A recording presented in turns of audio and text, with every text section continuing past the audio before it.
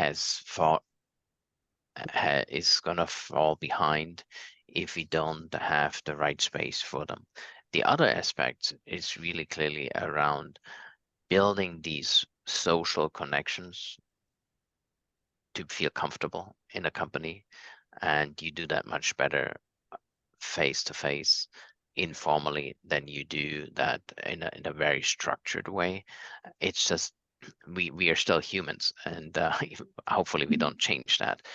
And so that aspect, I think we need to leverage. We need to make the office as an enablement, and that's why I see there is a future in the actual physical knock on well, wood or whatever that piece of where I'm sitting is made out of it. Very good. Yeah, I like that. I'm curious because you guys are the experts, but it seems to me, a lot of times we overreact on things. And I'm just wondering, with some nurturing and support and understanding and clarity, that the people themselves, individuals who are used to whatever they are for their lifestyles, make those choices so that they don't have to be pushed, but they can actually naturally desire to basically take advantage of the office. Is that too much of a fantasy?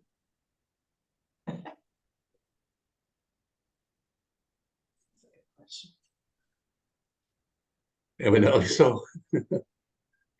So, Stephen, what are you going to say here about data and convincing the CEO? Honestly, I don't talk too much about it. I usually roll the punches. Some of the data that Eberhard addressed is the fact that, I guess, two pieces. It's not the amount, as he indicated, it's the type. So it should be intuitive, but after doing this with hundreds of thousands of employees, what we're finding is that if you have a bunch of people who are heads down analyzing and programming, I don't need to distract them coming into the office. Matter of fact, leave them at home drinking Mountain Dew with their flip-flops and just coding really, really well. That's going to be awesome for them. But if we have people who are coaching, learning, brainstorming, sharing, connecting, creating, those people indicate that I need office space for that and do better there. So it's a matter of not doing the proverbial throw everything against a wall to see what sticks, which is largely the sins of architecture and design of the past forever, but now being more intentionally based workspace versus activity-based workspace. The second thing is, when we do these studies at a city level, which means we hit, 30 organizations at a time, we're finding that the organizations that have a mandate of how often you have to come into the campus are actually much lower in terms of satisfaction, much lower in terms of productivity. They're not doing as many stupid meetings, things like that. But the ones that, and they're usually coming in 3 days a week, right? 60% of the time, roughly. We find that the organizations that don't have such a policy, those people want to be in the office about 50% of the time. So 3 hours less a week. So it's hilarious that you're going to have all this backlash by creating an artificial construct, which is, reducing your flexibility and humanity a little bit by making you do something. In reality, if we didn't have that at all, that's about how much they want to come in anyway. So we're introducing challenges day one that don't need to exist. How do we, if need be, make sure that we are trust and verifying, creating freedom within a framework? And that means that we're, I want to measure output just as much as anybody else, and we'll make, decisions accordingly. But it's a little bit of a grind and something we got to work through. Yeah, very interesting. So that's reinforcing basically what my intuition was, that give people a choice and they'll make the right choice. And I think we all intuitively know these things, but I mean, push come to shove, it's trust and verify. So it's not until we see the metrics and we see the data and can tie it back to some of these organizational performance metrics, do we actually trust it? And that's okay, because we have those analytics nowadays and we can actually start to crack that nut a little bit.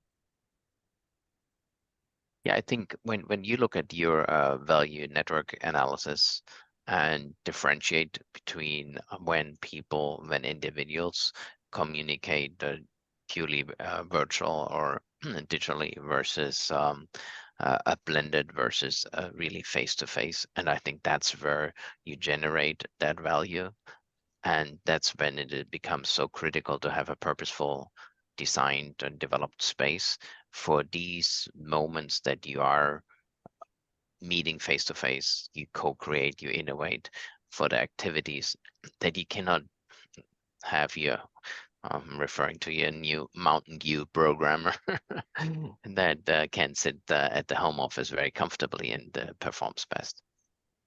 Hey, Michael, if you don't mind, I'm gonna start letting some people in. Yeah, please do. Yeah, so that's one of the other things that to me, I think that if companies actually started cooperating a little bit more on their space, you could find cross-pollination of different people coming together, not just inside the company, but among players where they basically want to just gather to solve problems. And it would really create a lot of value for each of the companies participating. So I'm hoping that there's a little bit more of a network effect around real estate as well. But that's been an idea I've had for a while. Well, if you think about what 3M and Google used to do, right? They used to do the 20% rule where you had usually your Fridays where you could come to the office and you could work on whatever you wanted, long as it was somewhat work related. For 3M, that's where we got the sticky note. For Google, that's where we got Gmail. So there's absolutely that effect, but it needs to be structured the right way. And that's all about culture and policy, right? So totally, but we just got to make sure that we protect that space and time to do what we needed to do. Very good. Well, welcome for those of you who just joined us. Appreciate you. Appreciate you joining us here on a wonderful Wednesday morning here in Silicon Valley, where we're hopefully actually going to get a little bit of rain. So we've been just chatting a little bit here with the panel and so forth about the subject that we're going to tackle today.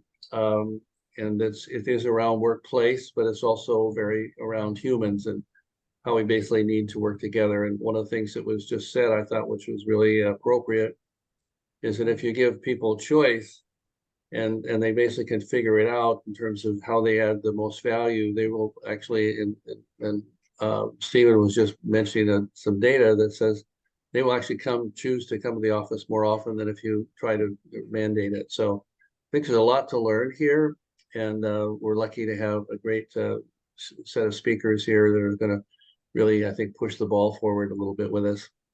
So with that, let me just try to introduce a little bit. This is an event that Jamal McCall, McNeil, and myself have been thinking about here since we had lunch together. And it's a co-created event between ourselves and the Mosh Pit.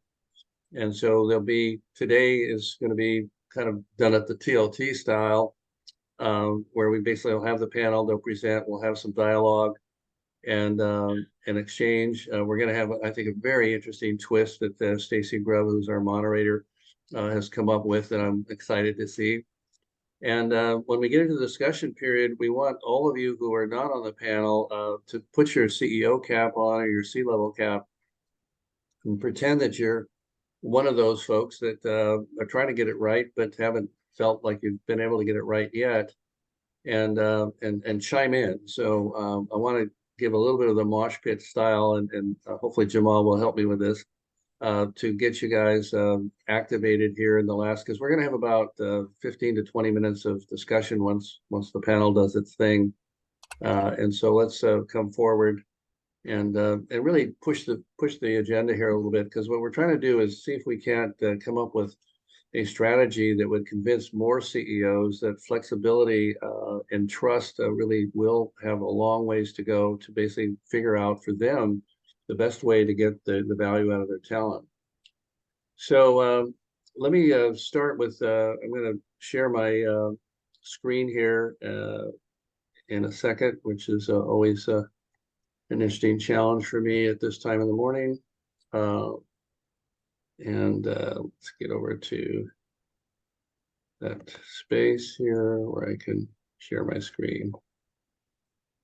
And so let me know if you guys can see my screen. We good? And we'll minimize this. And we do see your screen, Michael. It's not in presenter mode, but we do a presentation mode. But I'm trying to get it in presenter mode here. Here we go. So come on, something hanging up here for some reason. Why won't this escape?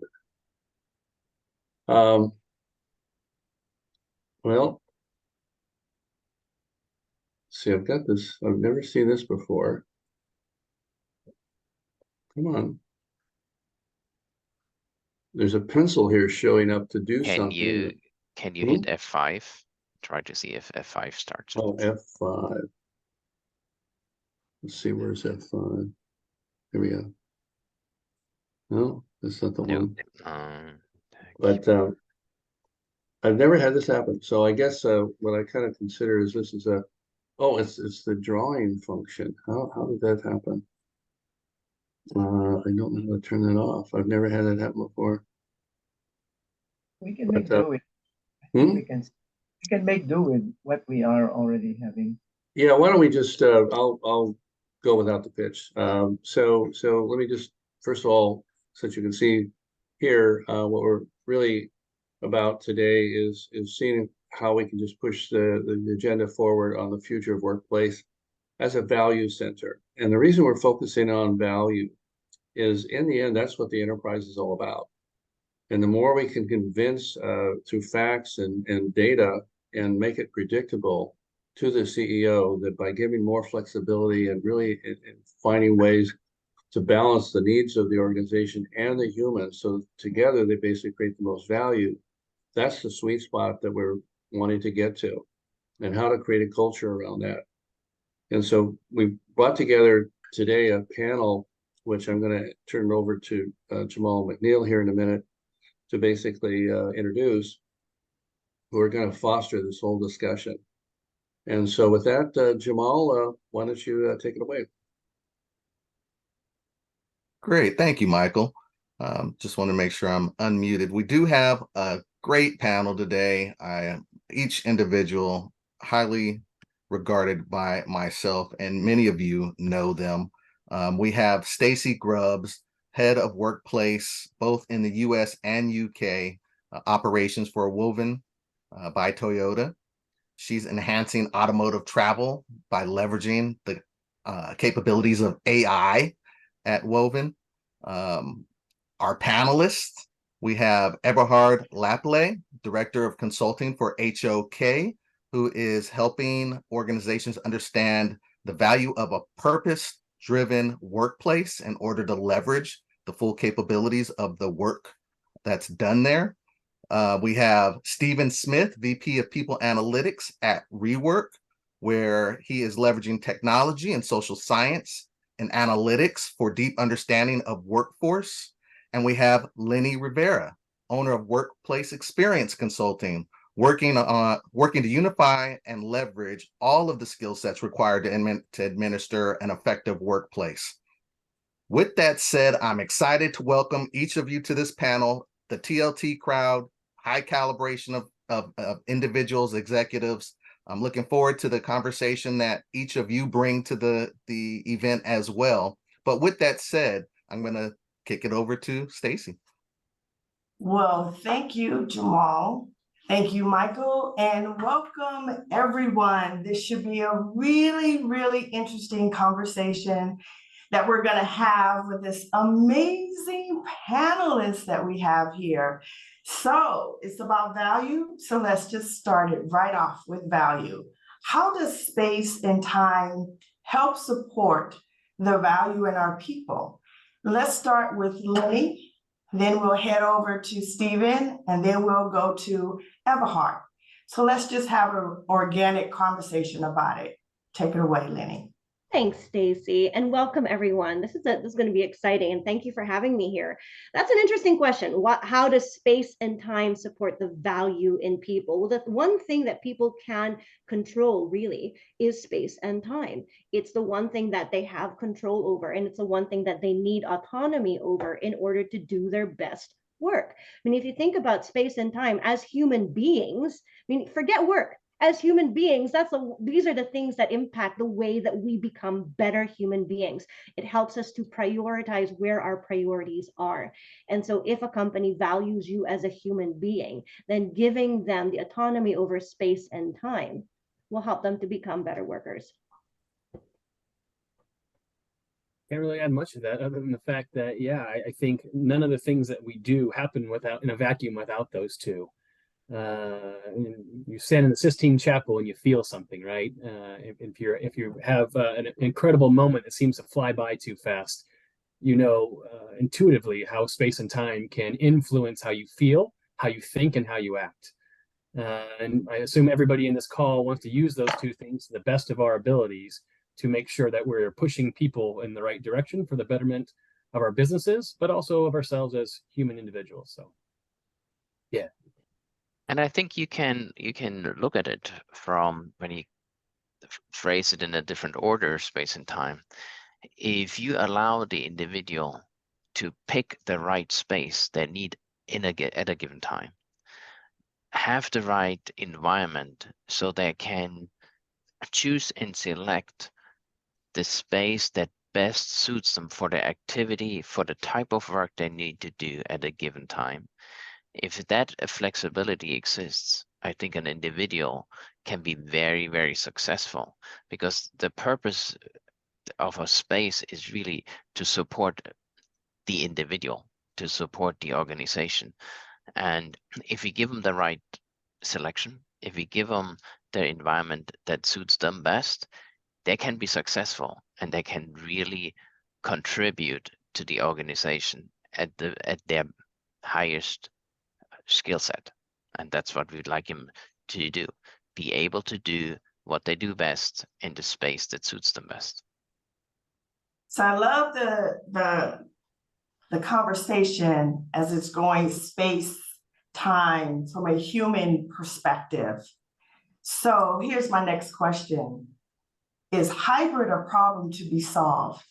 Let's start with Eberhard, over to Stephen, and then to Lenny. Well, my perspective is hybrid wasn't a problem to begin with. So do we need to solve for it? I think we need to be able to accommodate people's needs in the three settings: in the remote, in the hybrid, and in the fully at the office. So the challenge for us becomes, how do we establish an environment, let's say the hybrid environment, whereas I have participants in a conversation, in an interaction between people that are in various places. I might have the group might be in a physical space. So it becomes our opportunity and our challenge to bring that connection between the people who are not physically in the space versus the people who are in the space, so they feel at the same level, that they feel collaborating is to some extent possible. There will always be, in my mind, the challenge that hybrid can support, but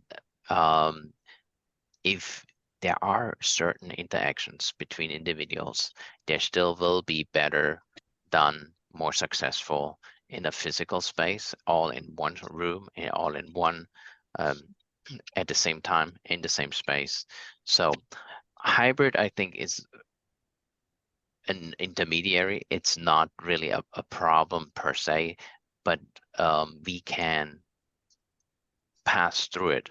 We leverage it to our abilities, but it's not really a problem, I would say.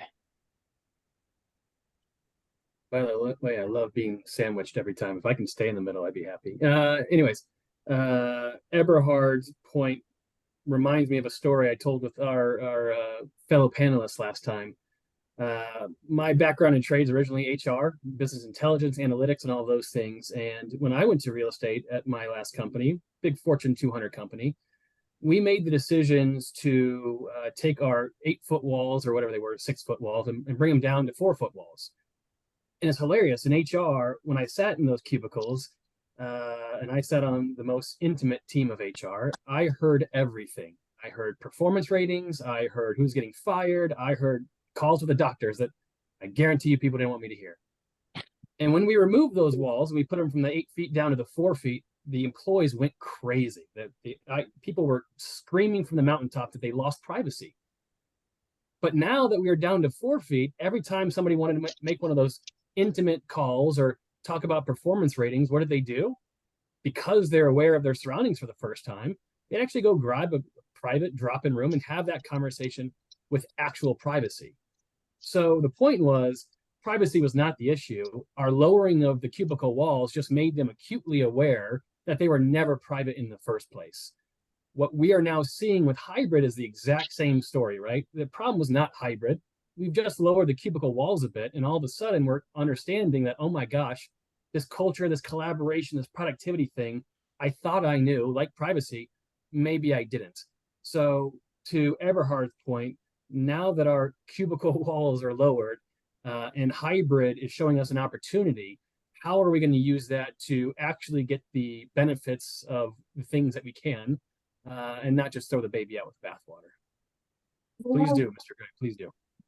Love that, love that. I like being this third. I think this is really kind of cool. Sorry, Jamal, I know you have your hand up, but just to get through the process, I love being third because I'm going to piggyback on what both of you said. I am in the same bandwagon. I think hybrid is not the problem.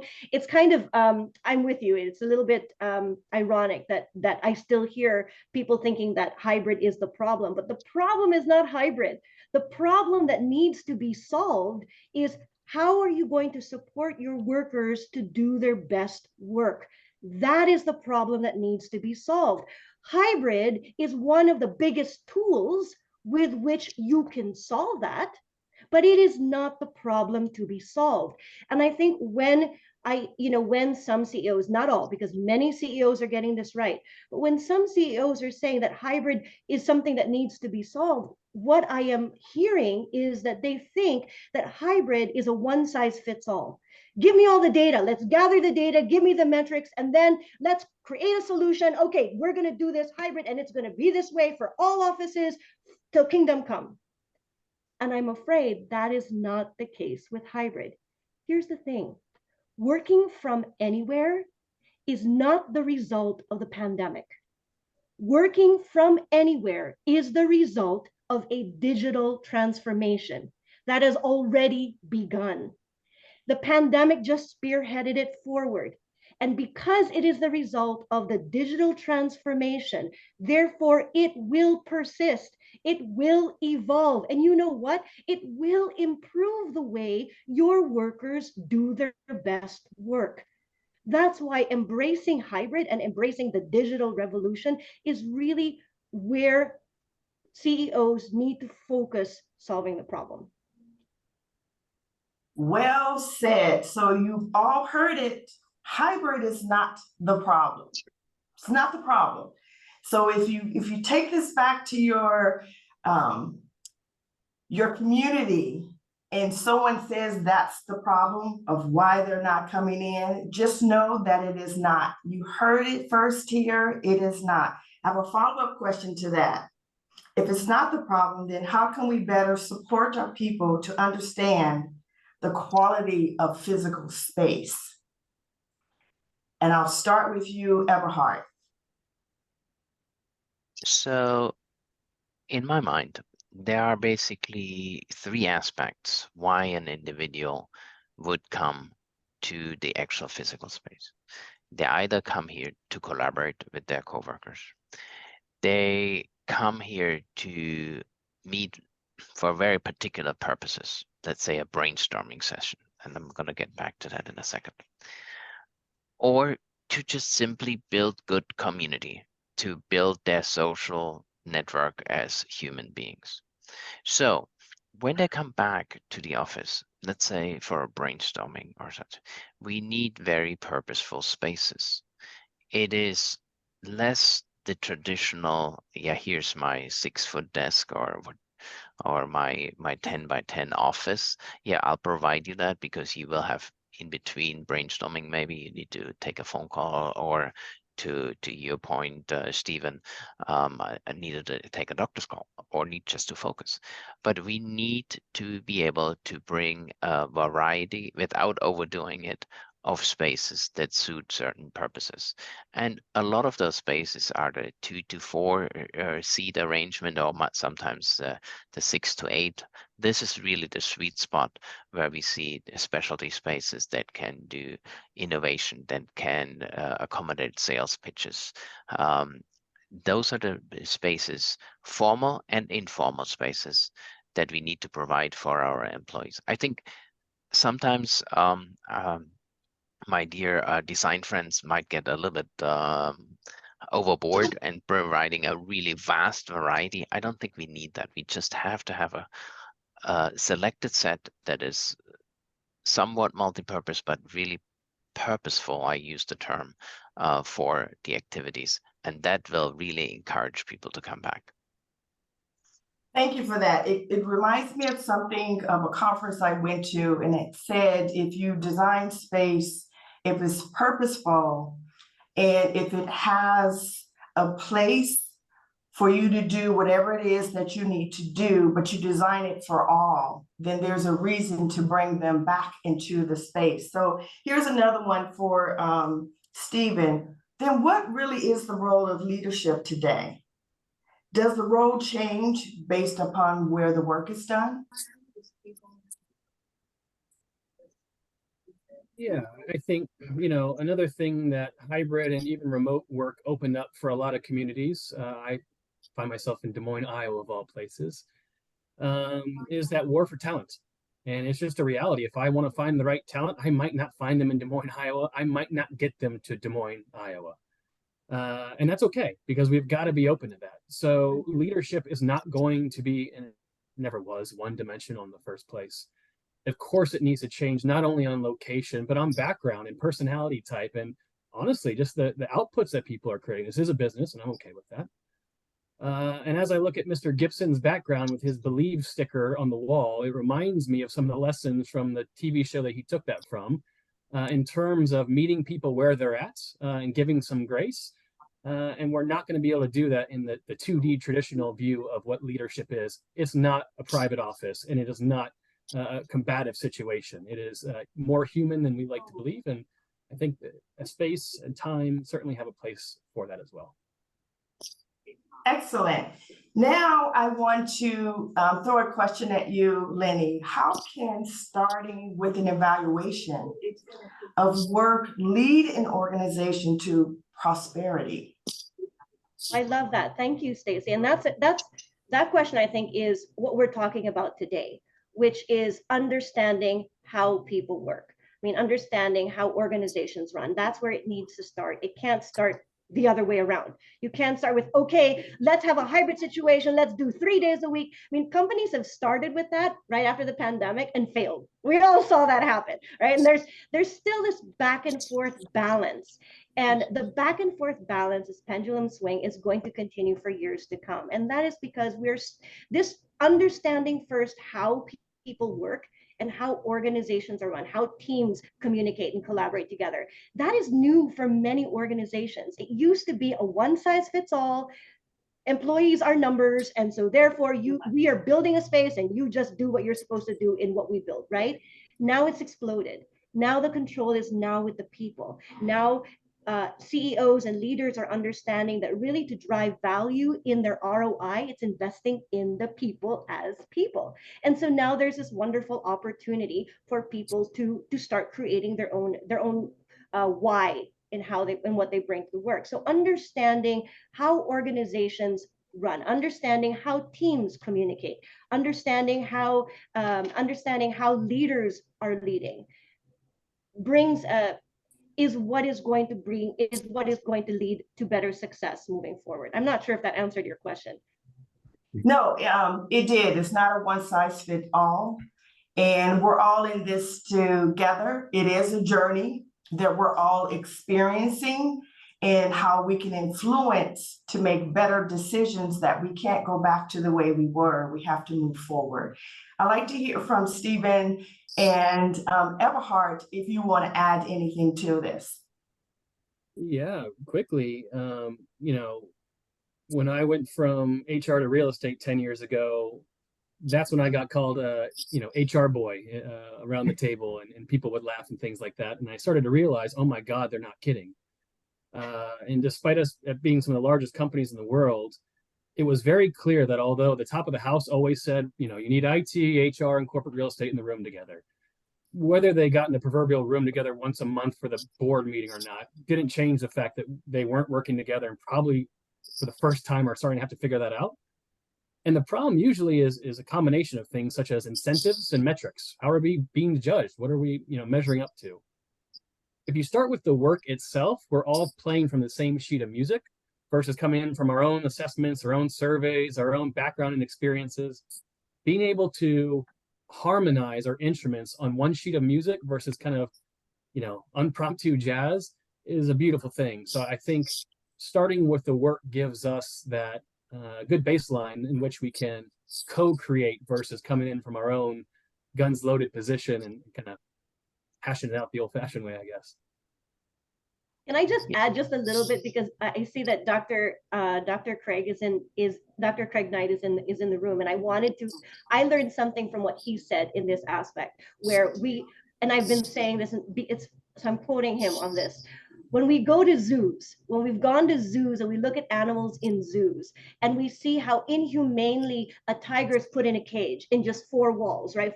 And a bear is put in 4 walls that we've defined for them.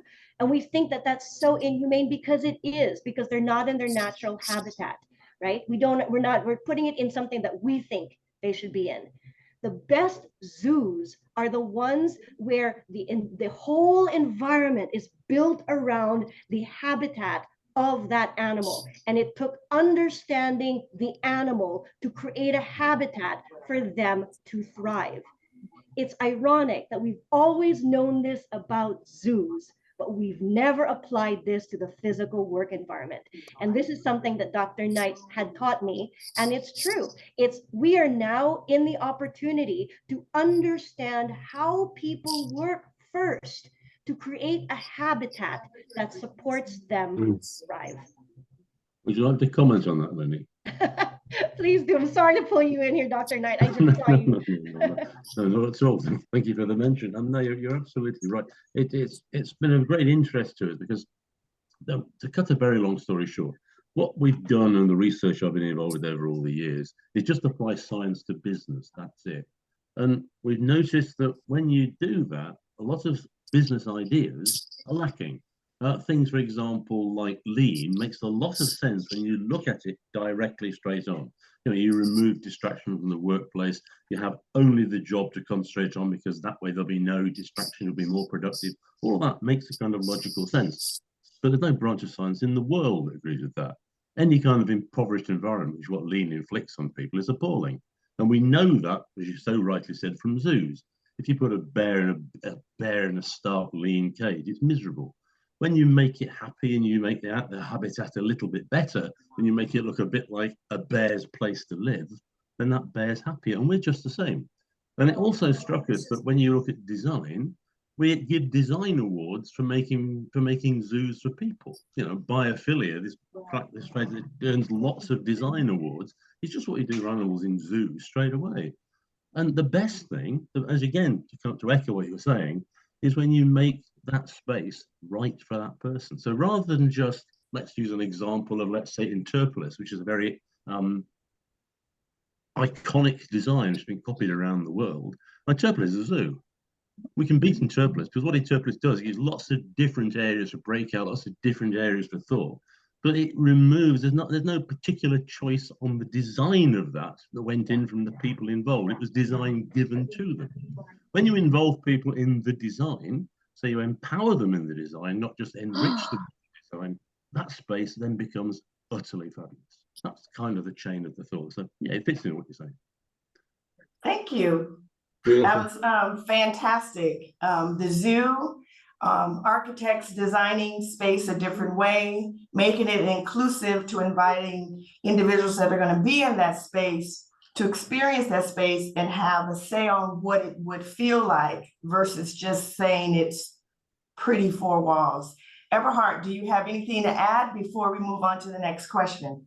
Yeah, I think to one extent, I mean, we refer often to the leadership and then to the people, but I still think we, within our corporate structures, sometimes miss that some of the more traditional managers we have to deal with sit in between. And a leader might have the great insights and it's easier for him, for her to accept these changes, but we still have to come and overcome some of the middle management that I think is in many instances when we try and when we go through change management for new work environments, it's sometimes the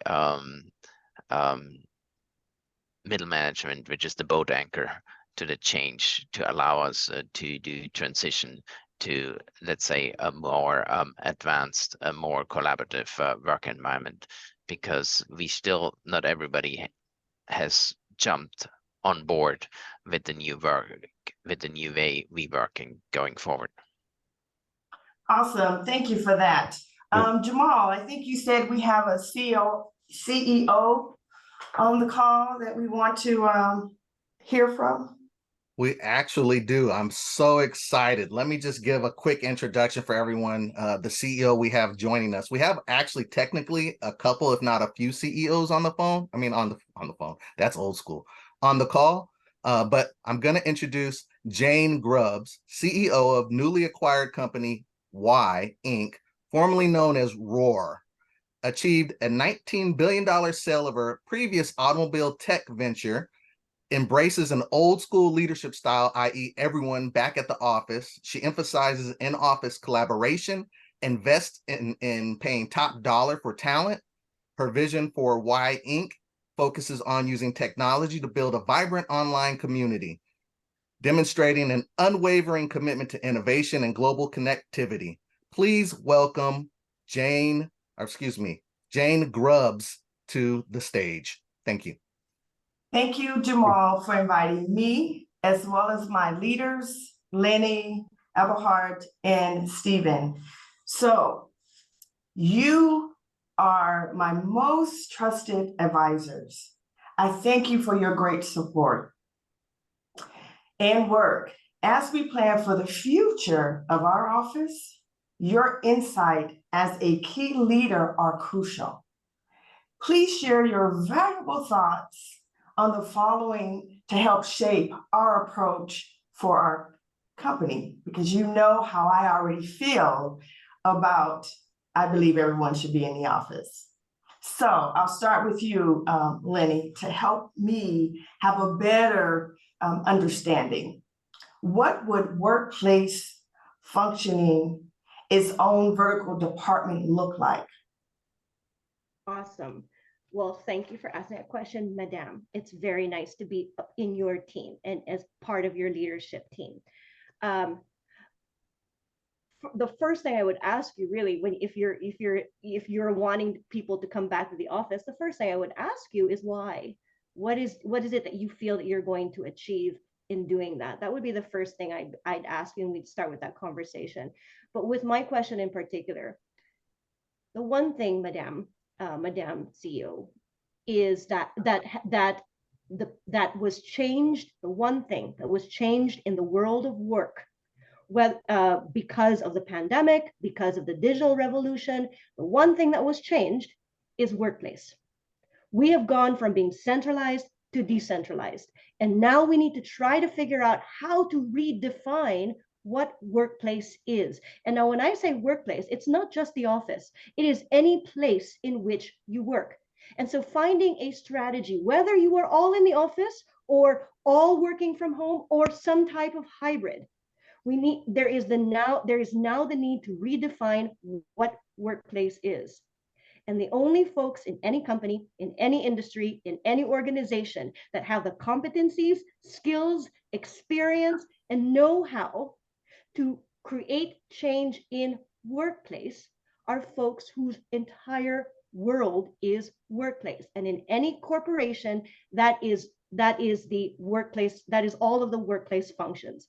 It includes corporate real estate. Where are we going to go? What is our options? How is that going to look like? What is are we going to, decrease our space or increase our space? What is our portfolio? What is our portfolio strategy? Workplace strategy, interior design, architects, the likes of Eberhard and his wonderful background, project management, facility management. How are we going to operate it? Safety and security. How are we going to secure this new environment in a hybrid environment when there's nobody there who are going to be fire marshals? So how are we going to make sure people are out during a fire? Safety and security, workplace services, workplace technology to create a seamless digital environment, DEIB in the workplace, and workplace sustainability. All of these workplace functions are the only functions in any organization that have the same objectives, goals, strategies, and measures of success, not to mention competencies that are all focused on the physical work environment. If we are going to be redefining the physical work environment, the workplace, wherever that is, then you need all of these workplace functions working together in the same department so that they can gather data, work together, and drive the strategy of your hybrid strategy forward. So I hear you loud and clear that you're preaching for a chief of workplace to make that decision. That is correct. They have to be in the same department and led by a single leader. Correct. Understood. I'd like to get your insight, Everhard. What will be the biggest opportunity of coming to the office? I think the biggest opportunity coming to the office is really providing the individual with the space that suits his and her purpose. The reason you're coming to the office is to be successful in the work you're doing, and it supports the activity you need to do at a given day, at a given time, and as we discussed earlier, at the right location.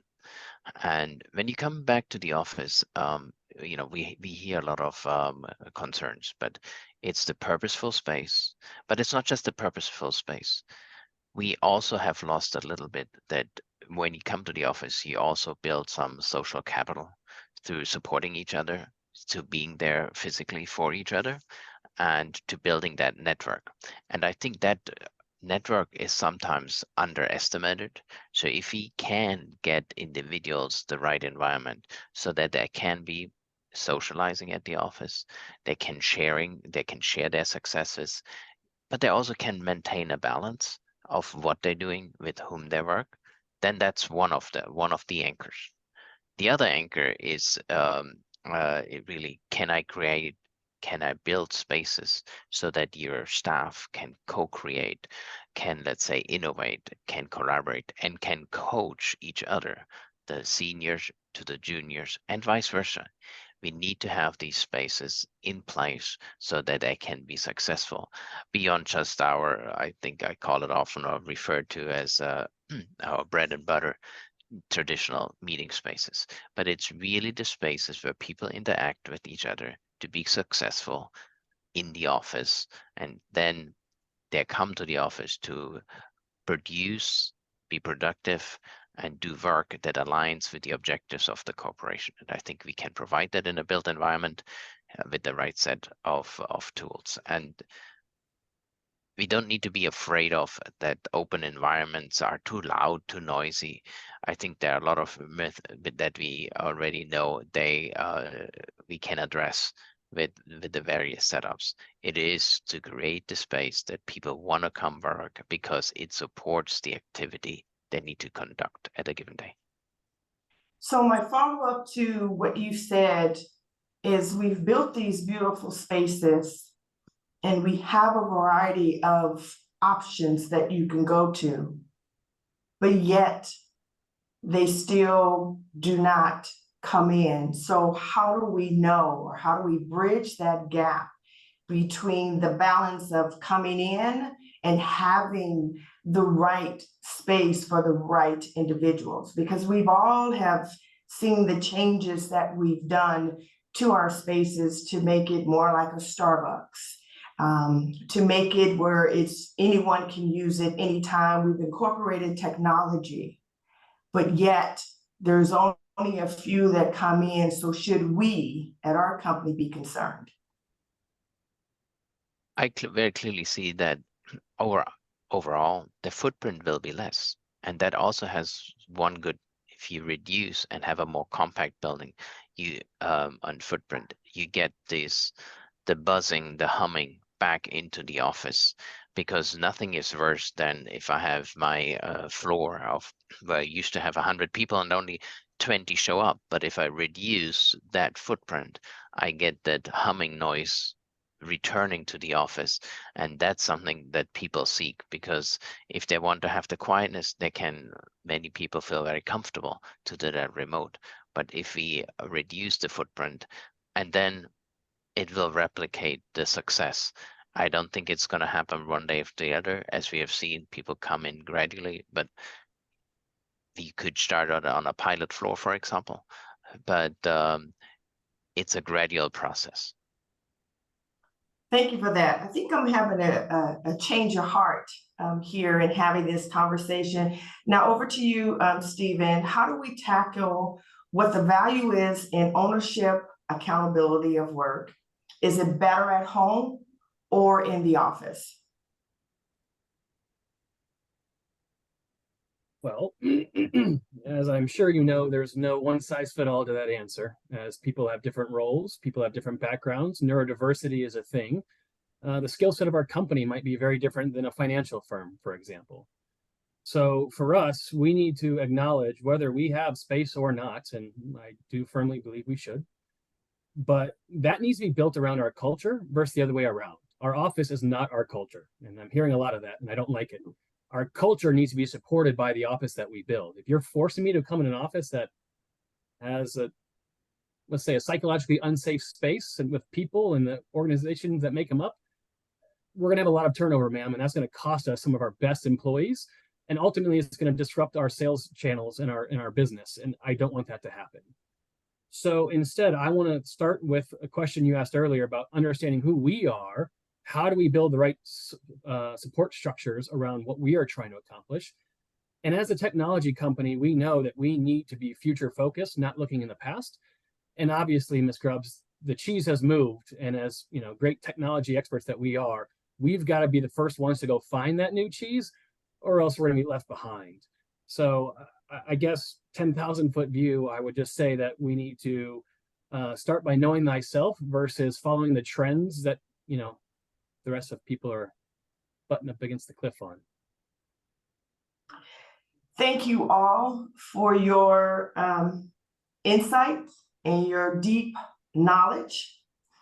I appreciate each one of your insights, and it's made me a believer that it's time for us to make a change. And I think with the support of the three of you, we can move in the right direction for our employees so that we can get the right size that works for us and not look outside to see what others are doing. So I thank you for that. And now I'd like to turn this back over to Michael. And Michael, I just have one follow-up question for you. How do we quantify and contribute the workplace makes better beyond shelter for the labor doing work? Say that one more time. I guess I need a little coffee. I want to know, how do we quantify, any contributions the workplace makes beyond the shelter or labor doing work? Very good question. So, and by the way, I'll answer the question here in a second, but I want to first of all compliment you and the panel. I don't know about the rest of you guys. This is a wonderful, brilliant panel, and I just think the way you played this out, Stacy, was fabulous. So hopefully we can capture this and so on. But to answer your question, I think we're the CEO, and I'm going to be, since I've been a CEO and so forth, I kind of know how they think. So I'm going to kind of start from there.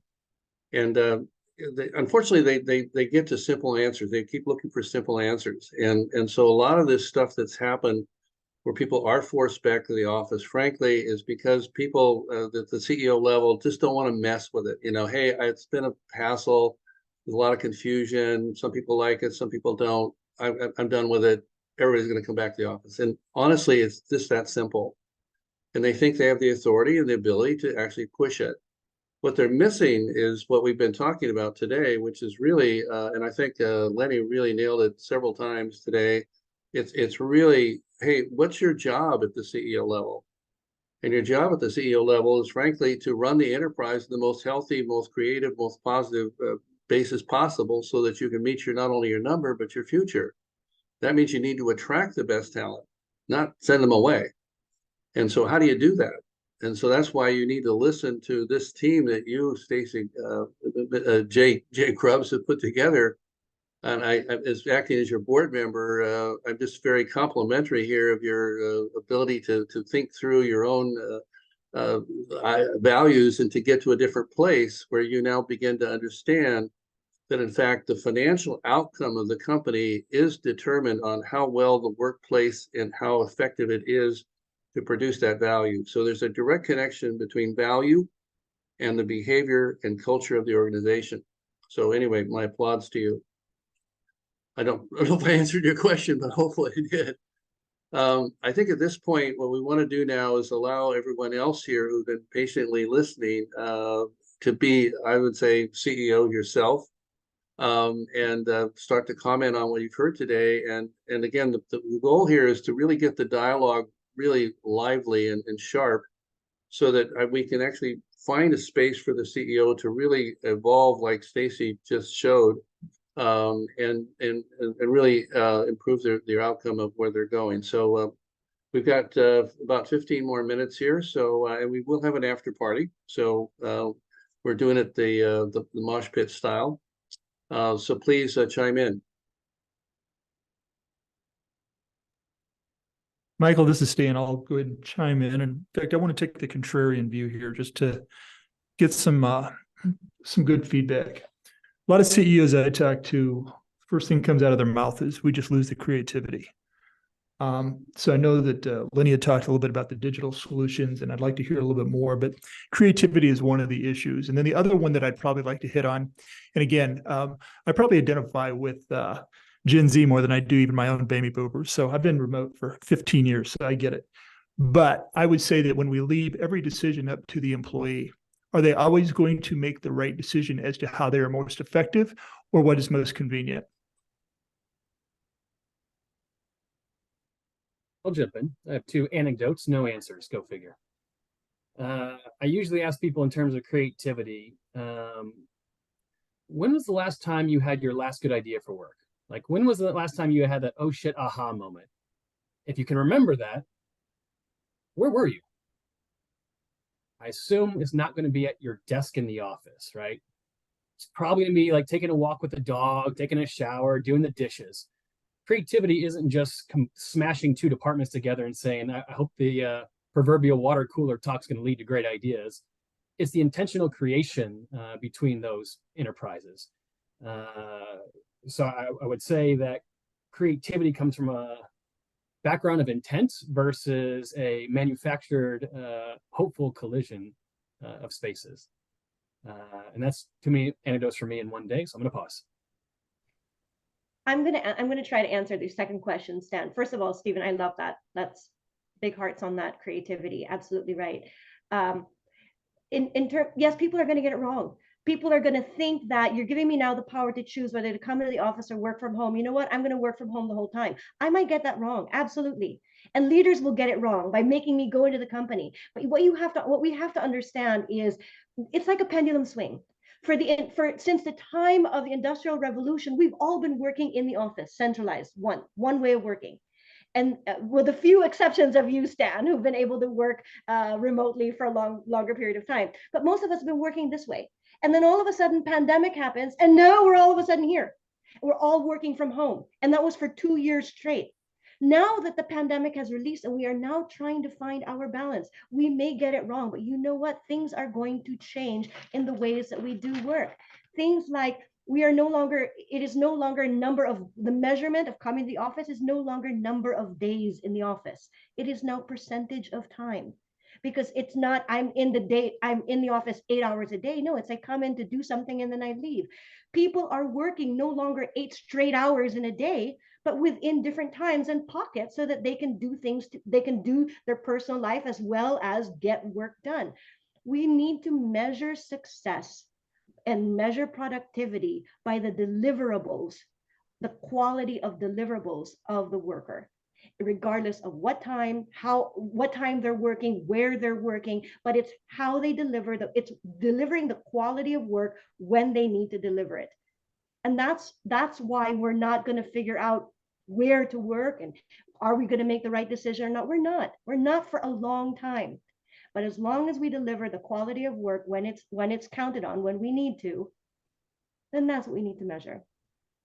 I want to jump in really quickly in regards to leveraging the voice of your workforce and looking at them as if they're not going to tell the truth. You hire them, you trust them to run your business, but you don't trust them to give the feedback.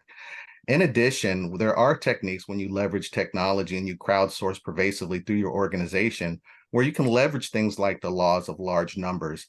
If one person, say we had a bowl of jelly beans, say it had a finite number of jelly beans, too easy to count or too difficult to count, and each one of us took an individual guess of how many jelly beans are in that jar, each individual guess would be more than likely well off the actual count. But if you took the average of everyone's guess of how many jelly beans were in that jar, you'd actually be pretty close to how many are in there. So it's difficult if you have a large enough sample size. If you go to your whole organization, it's difficult to play the game of I just want to answer all of these questions. I want to game this situation so I can have my own desk. So that's the first thing I would say. Hey, Gary Corbett's had his hand up. So, and maybe there's one other too. So, Gary and Craig, you two, please. Thank you, Stan. Great forum. Thank you guys for putting this together. Going back to the very beginning, where it was stated that hybrid isn't the problem. I agree with everything the speaker said, but the reason that question was asked, I think, is because a lot of people assume hybrid is the problem. And they talk about hybrid and they get kind of stuck on it. So I think we have to address the fact that there's a perception that hybrid is the problem. And a lot of 80% of companies have some form of hybrid work. So that's just a vast generalization we need to speak to. I think the problem is most companies have had to deal with what we call return to office kind of all at once, because while COVID wasn't the problem and the digital age came upon us, it came upon us quickly. We didn't have time to adapt. We adapted all at once. Now, all these people aren't coming to work. And I think it was Lanny that laid out the 100-person office you walk into, there's 20 people in it. That feels bad. That's the problem. And that's what just about every client I have and most people I talk to have some measure of that problem, which is a combination of what happened with COVID and hybrid together, because most companies didn't establish something someone else talked about earlier, which is a philosophy that ties together your real estate strategy, your HR strategy, your facility strategy, and right from the beginning say, this is our culture, this is how we want to live, this is how we want to support people, then put policies in place. I think everyone's trying to come up with it's working. It's not working very well. And I think the idea of a workplace overlord or whatever you want to call it in a large company is a great idea. I mean, 30 years ago, we didn't have HR, we had personnel. HR grew into this amazing kind of one size fits all for all things human in the workplace. And it really has improved all kinds of things from working conditions to productivity. We might be on the dawn of another era of a type of profession in the workplace. And that really struck me today. So I want to compliment so many good speakers have spoken. I don't even remember where that came from. It's a great idea. And I think that's why people fail, because they don't tie together the elements of a real estate strategy, a people strategy, and a workplace strategy. So I just wanted to get that up. So thank you. Thank you, Craig. Can I just respond a little bit to that? Thank you, Gary. Thank you, thank you, thank you. I've been preaching for this since the beginning of time, since before the pandemic, and it is so much louder today. Hybrid strategies cannot rely on policy alone to be successful. It needs to be translated in the physical work environment, whatever that means. To your point, everybody's point, you can't have 5 people in an office and expect to be the same as it was before. And the problem is people are expecting the office to be exactly what it was pre-pandemic, but it's not. And if you're going to create a policy that allows people to work from anywhere, then you need to create a workplace strategy across all workplace functions, real estate portfolio, facility management, safety and security, workplace technology, etc., that supports this direction. Yeah, sure. I wanted to, well, I love the intelligence in this room. It's great. But I also love Jamal's interceptors as well. I mean, that thing about trust the people you employ is just absolutely bang on. What I wanted to bring this back to is we spoke before a little bit about creativity and about, there's a comment about if you give people the right to choose, would they just take the easy way out? No, is the answer to that. The science is unequivocal. People take the easy way out. It's the managers that want the easy line down the middle. They don't want to work too hard. When you give people the say over how they want their jobs to operate, people take an awful lot of care over that. When you do that, and we're, for example, at the moment looking at the psychological reapplication of high-level design and finding some really fabulous stuff, we find that creativity shoots up to the extent that people think of more ideas, twice as many ideas in this new design space than they did in the previous one. And that when you trust people to do coming to work, you get a really happy, engaged workforce that is not only more creative, but also easier to manage. Fantastic. I'll let Thank you you. come back in, Stan, but let me let me just chime in for a second. So I can't be happier than with Scott, and I just want to reflect a little bit why CEOs are where they are now. And I think you're right. It's because they don't have the right voices that they're really relying on right now. They look at facility as basically just traditional thinking, and therefore it's not that important. It doesn't rise to the top of their attention. And I don't think there's been enough information and data to convince them in a very pragmatic, not soft way, but really hard way, in terms of data, that they will end up with a better outcome based on actually what this collective group has said today. So that's the mission I think we've got to get going on, and really appreciate where we're going. We have about 3 or 4 more minutes here, and I know there's a lot more, but we are going to have the after party, so we'll do it the mosh pit style. But Joseph, you've had your hand up for a while, and also Rafi. Wait. Before we go to Joseph, sorry, Joseph, I do want to take a moment to thank those that are panelists here while we have a majority of folks. Eberhard, thank you so,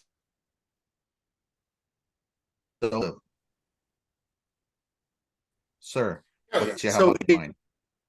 it seems to me that one of the interesting questions that came from the zoo analogy is, do humans have a natural habitat?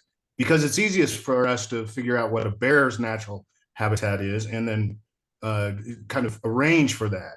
And it seems to me like there's 2 things a CEO may need to consider that they've never considered before. One is that we're working with a nomadic workforce that have nomadic kinds of sensitivities towards life and understanding of life in a nomadic way instead of an industrial kind of or an agrarian kind of way.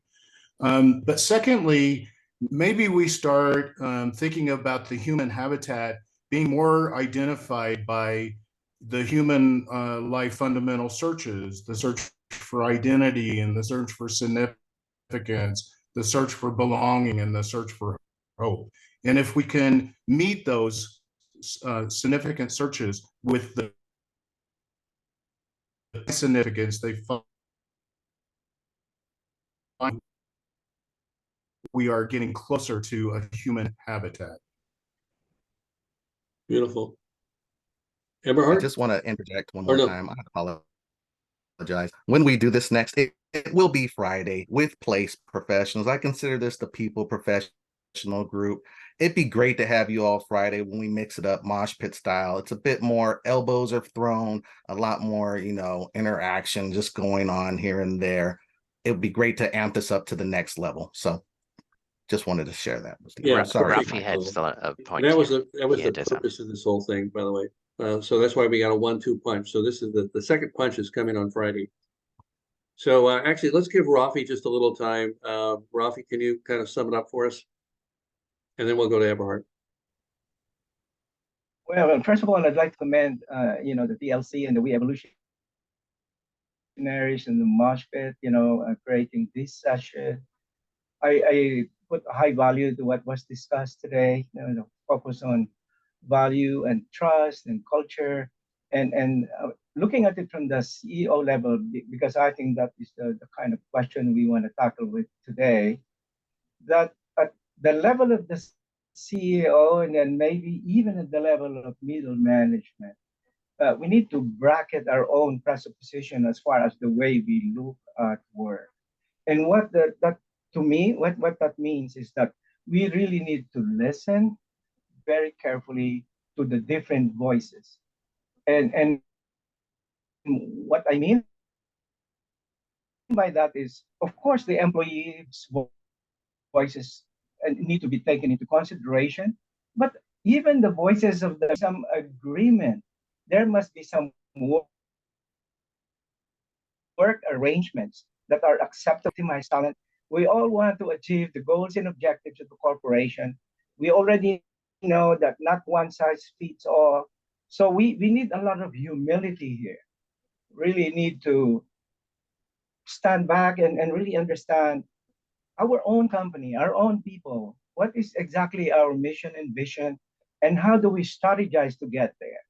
So I really value the discussion that's taking place. I've always look at myself as a student of the workplace, and I derive a lot of inspiration from a discussion of this nature. And I look forward to the meeting on Friday with David. Thank you. Excellent. Thank you very much. Very good. Well, again, I want to thank the panel. I'll leave the last 30 seconds here for Eberhard, but we are going to transfer over. Again, Stacy, I thought you did a wonderful job of just absolutely 9.0, 10.0. Lenny and Stephen and Eberhard couldn't ask for more. Super job. And of course, without Jamal, there'd be no Jamal, right? So Eberhard, do you want to kind of finish it up for us? Yeah, very, very briefly. And I think Rafi already started that. We use our physical space, we use our technology, and we have to keep in mind that at the end of the day, we really do that to enable a human being. And I think we have to keep that in mind, that we build spaces, enable spaces, even if we leverage AI, but the human being will always be around there.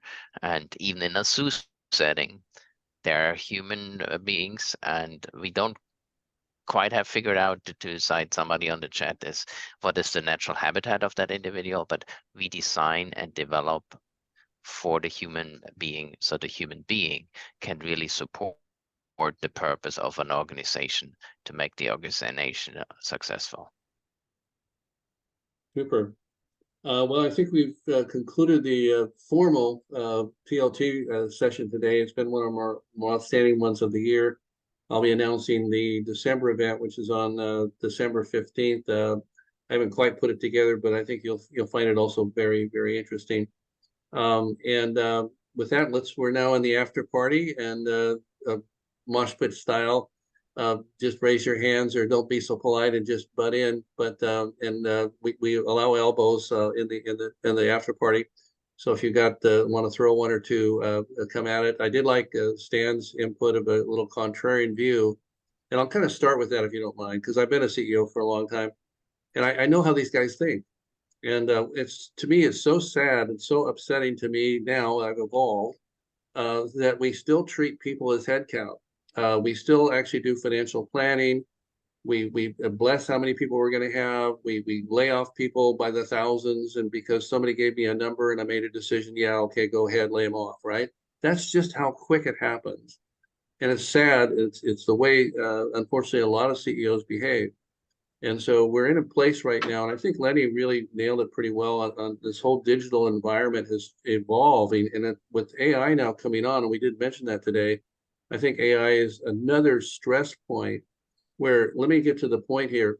on AI, do you want to treat people again like jobs and butts and seats, and then you start layering in AI to eliminate some of their jobs? What do you think the motivation of people are going to be with that style, right? Why should I work there? And so what we've got to do if the CEOs want to get this right is as AI begins to start to take on more knowledge work, is we have to actually elevate the human. And so without that sensitivity and understanding, there's a lot more value at the bottom line I'm talking about by doing this. This is not just soft talk to make people feel happy. I'm talking about running an enterprise in a very effective way. And so to me, that's our mission as thought leaders here, is to help these groups understand it. And it's not just workplace. I had a beautiful slide, but I won't show it. That basically shows that we basically need HR, IT, and workplace as a group to basically work to collectively to demonstrate at the P&L level how they add P&L value. That's really the mission we're on here at Human Centric Labs. So with that, let's open it up. Who can't wait to talk? While we're on the record, I just will say the panel kicked behind. That's what I'm gonna say. One of the best panels. Great job. One of the best panels we've ever had. And we've had quite a few good ones. So Stacy, again, I think your idea of the CEO way of doing that was brilliant. So let's see, David Gray, you've been extremely silent. Where are you at this conversation? Well, first of all, the format with the panel is dynamite, and I love the flow. And each time I wanted to make a comment, interrupt them, because I love doing that. I thought to myself, I'm just doing a parenthetical on what they just said, so I cut it each time. So I'm a bit of an echo chamber on the points of a healthy ROI in a workplace. I'm really like the idea of realizing what makes us human is having other human beings around us. This is great, but if you took a screenshot of us, we look like a relatively diverse group.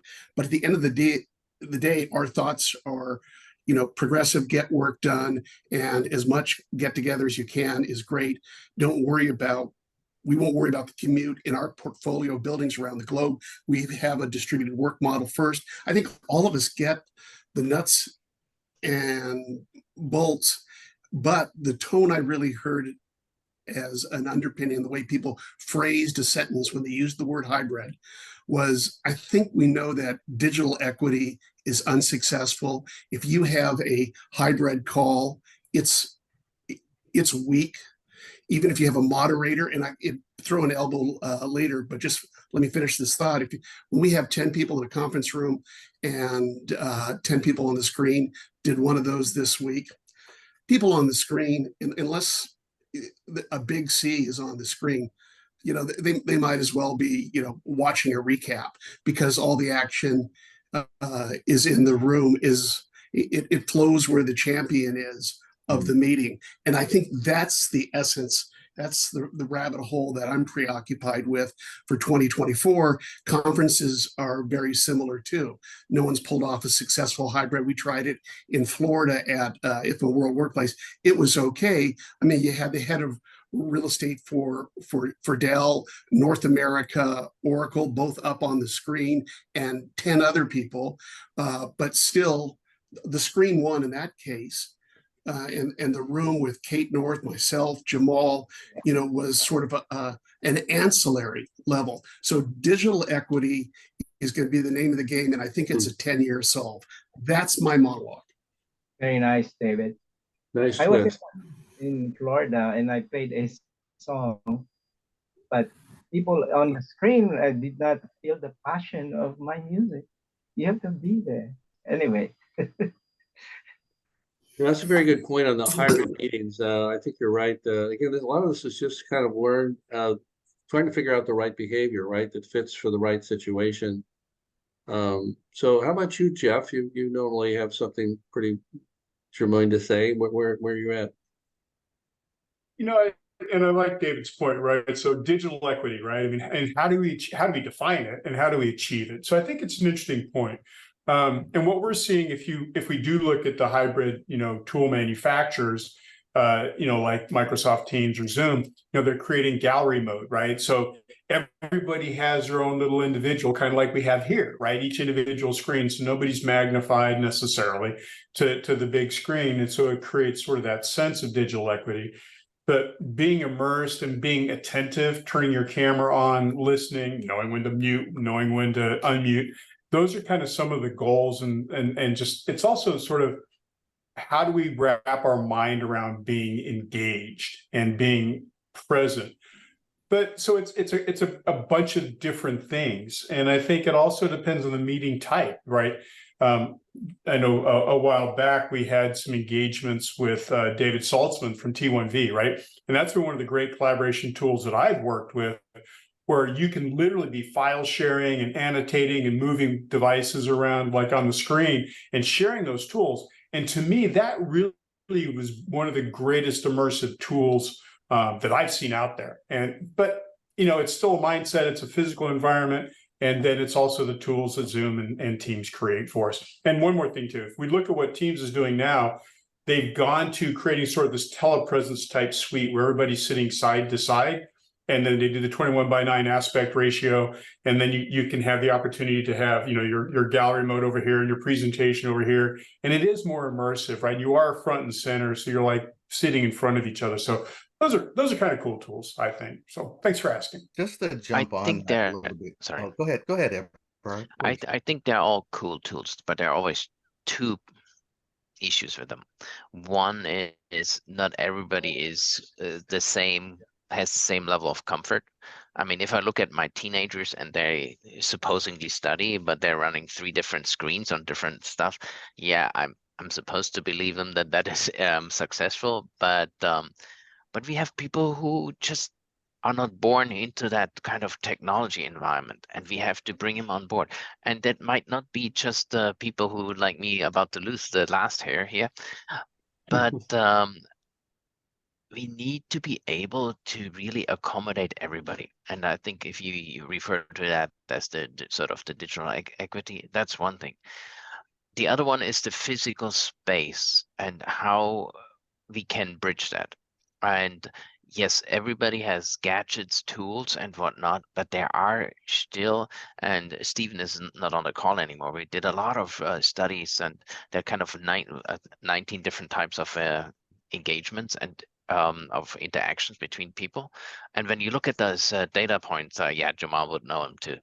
And there are several that just don't work successful in a hybrid or in a totally remote. Sometimes totally remote is even better than sort of a fake engagement, aka a hybrid. And so we have to make sure that these engagement can be successful, because for an organization, unfortunately, everybody looks at the end of the day at the output. And if the output is just like half baked, it's not a good output. Why do I start at that point? If I can interject, only because I have 5 minutes, I have to leave. I do have to jump in to work. But I did want to touch on this too, and bring forward that the one thing, I think one of the amazing things that hybrid is doing in the world of work for us is it is evolving the way we meet and the way we work. And I think where the struggle is with hybrid is people are still trying to force an office environment in a hybrid environment. We're going to meet, we're going to have these meetings, we're going to have it half on the screen and half in person, because in the past, that's how we met. As we move forward, we're going to find that perhaps meeting is not necessary. What I love now about this environment is we are now learning to make decisions asynchronously. We are now able to collaborate asynchronously. Studies have shown before the pandemic, multiple studies have shown that the ways that we were collaborating and meeting in the past, where everyone was in the room, favored the loudest person in the room over the best idea. And so this notion of transforming how we brainstorm, how we meet, has been in play even before the pandemic. This hybrid environment is forcing us to allow us to evolve the ways in which we work. Maybe when we do in-person things, it's only in-person things. But when we want to create the ideas for everybody around that's inclusive around the world and people who are not present, there's a different way of doing that. Mhm. We Very are good. going to evolve. And as long as we evolve their notion that things pre-pandemic and being in the office is exactly the way that it needs to be, we're going to get stuck and we're going to keep hitting a roadblock. So Beautiful. that's my 2 cents. To that end, Lenny, I think it's important to also look at diversity, like digital diversity or digital equity. Equity goes beyond just like who's speaking. It's like those that are under protected classes they need to have equal access, both digitally and in the office.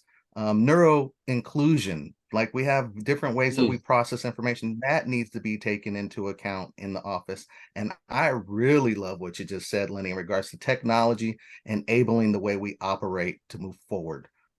Love it. Thank you. And with that, I think I'm going to drop. Thank you all again for this wonderful conversation. Thank you. I look forward to seeing you all in the market. We got 1 minute left, Joseph. Thank you so much, Lenny. You were super. Yeah, I really love what Lenny was saying. And the work that I did in the early 90s around the science of belonging, I think comes into play here. And that is that we have to encourage people to belong the way they want to belong in these meetings, and then teach them and invite them to belong in different ways. So for instance, the research shows that people belong in 4 different contexts: public, social, personal, and intimate kinds of contexts. And so helping them understand, for instance, when you have a hybrid of on-screen and in-person meeting, where do I belong in this meeting, and how do I invite then all the participants to belong in a way that's productive for the meeting? And understanding how the scope of that belonging is taught and invited and encouraged is very crucial to making it work. Beautiful. Everybody adopts technology differently, right? And we kind of spoke to that, right? We talked about like digital whiteboards, right? And everybody thought that it was going to be the next great tool, but not everybody remembers how to use it. And so, you look at most conference rooms, people go to the grease board because there's zero barrier to entry. You pick up a grease pen and you start writing, right? But I think it's one of those fascinating things. I love being able, like what Lenny just said about, you kind of work autonomously, but yet you continue the workflow. But how do you maintain file structure? We kind of work that way.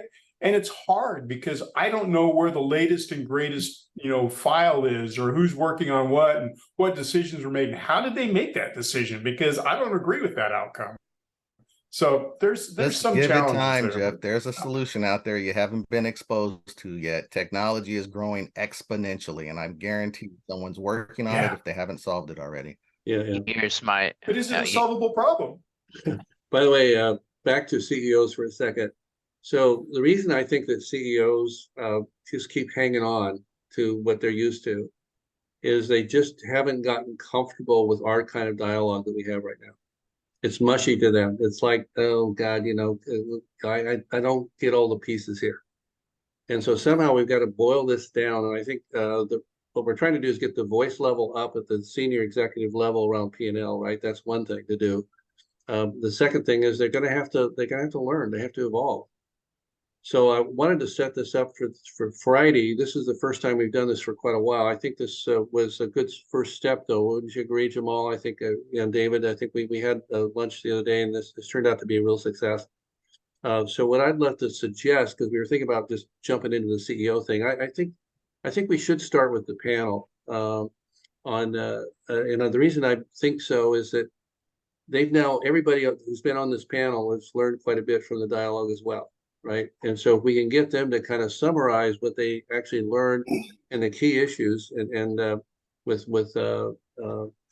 Stacy running that, because a lot of really good things happened today. So rather than just do the same thing, why don't we start with, hey, here's what we learned on Wednesday. And so this is kind of the key elements there. Well, interrupting you, I think that's great. I think it's going to happen organically, right? The first time the panel got together and really did the shtick live was today, and each one of them is thinking, "Oh, I missed my A or my C or my D. I need to get that in. So I think that's great. The handful of people that weren't on the panel that decide to double down and come again, that's wonderful. They'll lead the flow.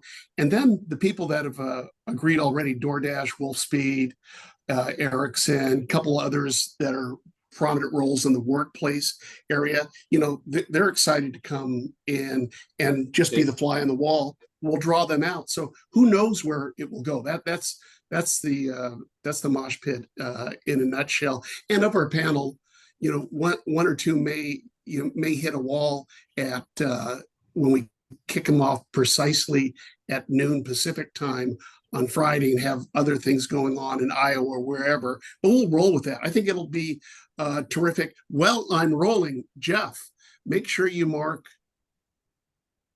the 19th of January. We got like 7 CRE techs that are coming in, and I'd like you to make sure that you play a team role on that. Love to. Thanks for the invitation. Yeah, I got to bounce, guys. Thank you. Yeah, I think we're all going to wrap it up now. Hey, hugs to you, Jamal. Thanks for hanging in there with me. Stan, thank you for doing your role. Appreciate you. All of you guys who contributed. That was great. I don't know, Nancy, are you there? Nancy, hello. Is there a Nancy? So hopefully there is. And let's have a great day, and we'll talk to you on Friday. Bye all. Great comment. Thank you all.